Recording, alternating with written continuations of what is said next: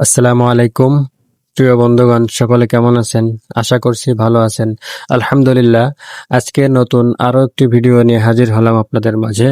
তো আজকে দেখাবো কিভাবে এগ ফ্রাইড রাইস তৈরি করতে হয়। তো আগেই বলে রাখছি, আমরা এই ফ্রাইড রাইসটা তৈরি করতেছি পেশেন্টের জন্য, যার জন্য আমরা এই রাইসে কোনো স্পাইসি মশলা অ্যাড করতেছি না।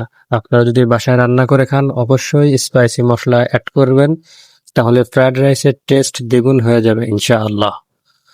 তো আপনারা দেখতে পাচ্ছেন যে আমরা ডিম এবং ভেজিটেবল খুব সুন্দর করে ভেজে নিয়েছি। ভেজে নেওয়ার পরে এখন বয়েল করে রাখা রাইস অ্যাড করতেছি। তো বয়েল করে রাখা রাইসটা অ্যাড করার পরে খুব সামান্য মশলা দিব, আপনারা দেখতে থাকুন।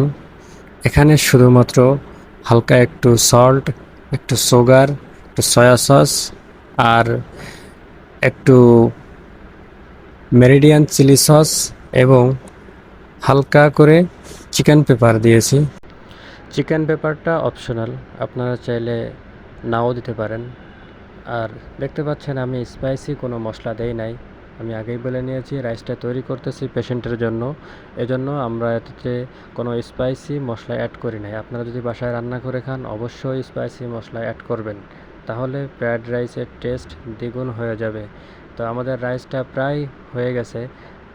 তো দেখেন কত সুন্দর একটা কালার হয়েছে, আলহামদুলিল্লাহ।